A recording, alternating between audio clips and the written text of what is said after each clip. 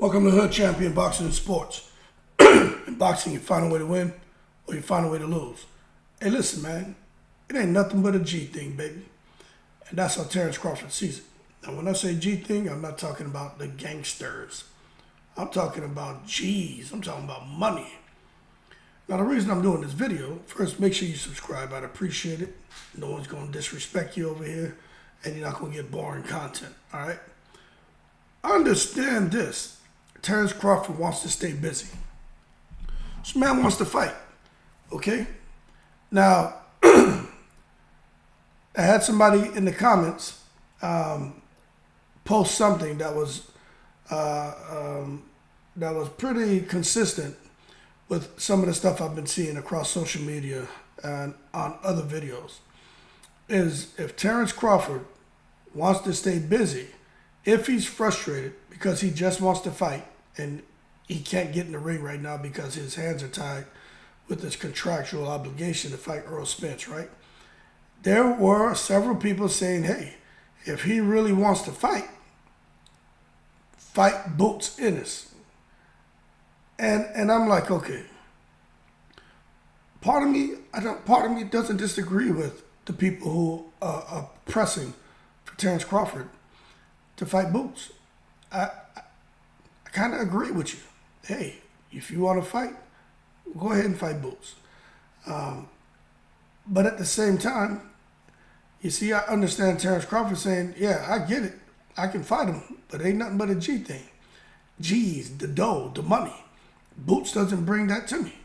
So where can I go to find this G thing? Well, for him to go and find the dough is to go fight a guy like Zoo, or it's going to have to be something like a Jamel Charlo. And that's what Terence Crawford wants. He doesn't want to keep, and it's frustrating because when you think about it stylistically, right? Just stylistically, what's the most interesting and most intriguing matchup stylistically?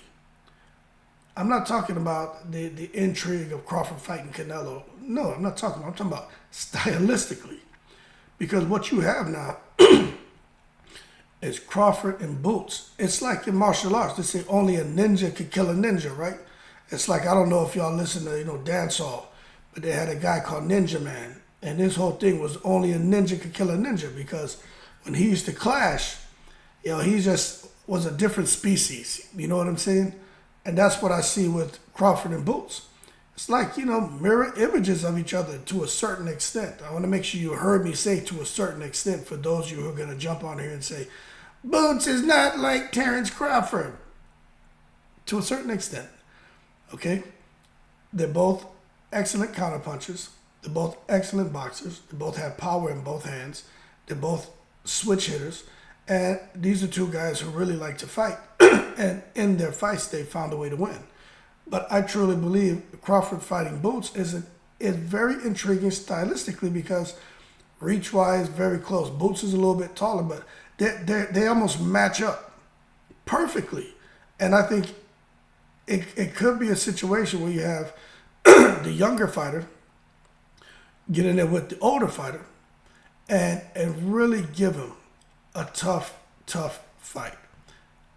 But at the end of the day, the money is just not there. And that is the issue. So I heard somebody else posted a comment, oh, we got to talk this into existence. I'm like, my man, what are you talking about? Oh, we need to pray on this. You go pray on it, all right? I ain't got time for all that. What I know is Crawford wants the big money. But this is the rabbit hole he could be going down. I need to save this for another video. Terence Crawford could be going down the Deontay Wilder path because he wants the big fights, the big money fights, and he could end up sitting there being sidelined and inactive, waiting for something that may not happen. Where he could have been going the Austin Trot route and just fighting any fight that comes his way, making decent money, probably not going to take any damage in those fights, and stay active and keep bubbling. You know what I'm saying? So for me and when it comes to Terence Crawford, he's going to do what he wants, man. All right? Dr. Bud is going to do what he wants. And it is what it is.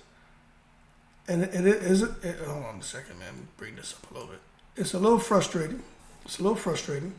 But just think about how frustrating. Okay, so it's frustrating for fans that Crawford's not fighting Boots. But imagine how frustrating it is for Crawford to be sitting here knowing that come 2024, early 2024, he's still going to be in this holding pattern. You know what I'm saying? Not really sure when the fight's going to happen, if it's going to happen. Should he jump at Zoo? Hell, maybe should he fight Boots? What should he do? Because he wants to get paid. Crawford should have had another fight this year, and it's not going to happen. Okay? So just imagine if we as fans are a little frustrated because we're not seeing him back in the ring. Imagine how he feels not being able to get back in the ring. So at the end of the day, if Crawford is going to fight somebody this year, one, he has to be, legally it needs to be allowed. I don't know what's all in the contract, but I can't see Crawford allowing himself to be, his movements to be limited by this binding contract with absolutely no flexibility, no elasticity, and whatever clauses are in there.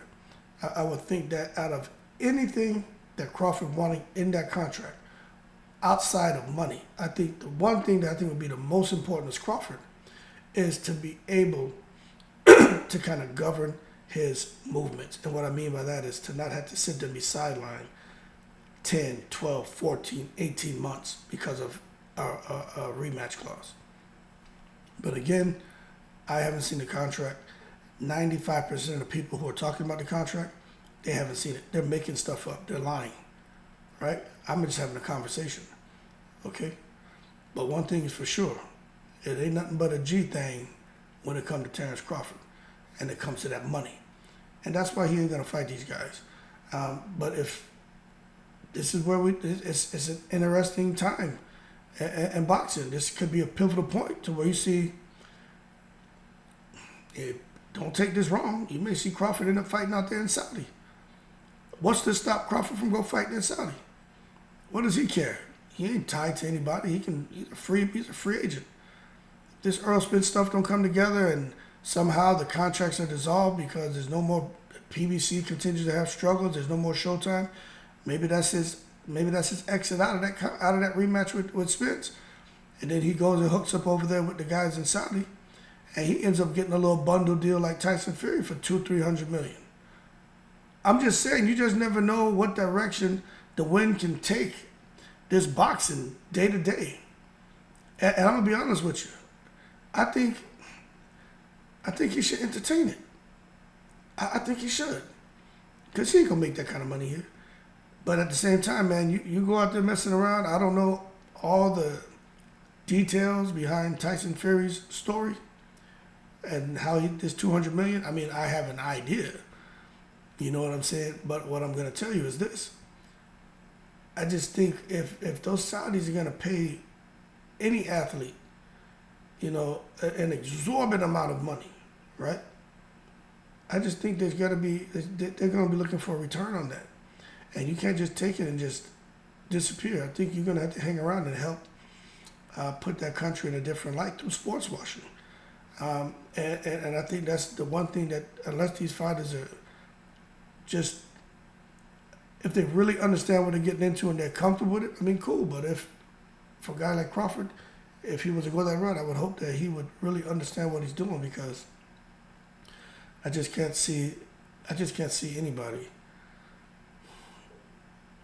I just can't see any athlete going over there making gazillions of dollars